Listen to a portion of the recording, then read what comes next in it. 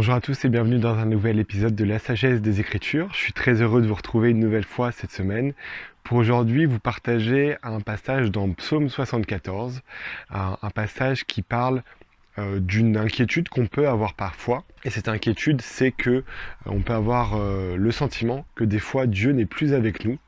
Et donc en fait, dans ce psaume, celui qui l'a écrit parle de cette inquiétude et donne la solution face à cette inquiétude.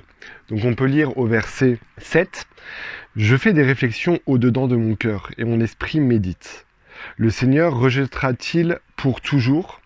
Ne sera-t-il plus favorable? Sa bonté est-elle à jamais épuisée?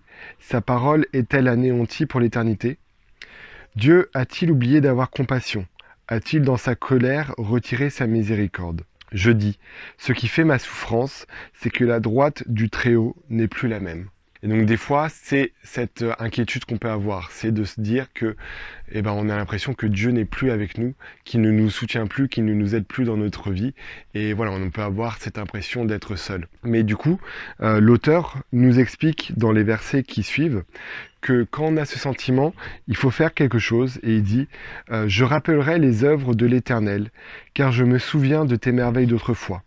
Je parlerai de toutes tes œuvres, je raconterai tes hauts faits. Et donc voilà, la solution en fait que donne l'auteur, c'est que lorsqu'on a ce sentiment d'être un peu seul, qu'on a le sentiment que Dieu nous a laissés, et qu'il n'intervient plus dans notre vie, la solution, c'est de nous rappeler dans notre vie passée toutes les fois où Dieu est venu et il nous a apporté du soutien, il nous a apporté du réconfort, il nous a apporté son aide et de nous en souvenir.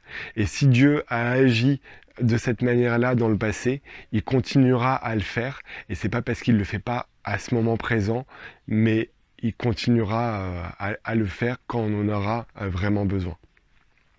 Donc ce que je nous conseille, la meilleure manière dans ma vie que j'ai vu de me souvenir et de ne pas oublier l'aide que Dieu m'a apportée, c'est de l'écrire tout simplement, de prendre chaque jour un petit peu le temps de d'écrire les fois où on a vu la main de Dieu dans notre vie.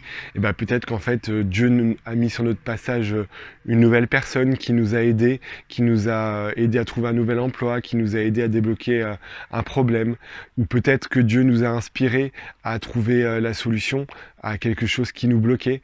Enfin bref, il y a beaucoup de choses que Dieu fait dans notre vie chaque jour, mais c'est si on ne prend pas le temps d'y réfléchir et de l'écrire dans un journal, en fait, on l'oublie et on a tendance à accorder ces choses au hasard et cela peut vite sortir de notre esprit.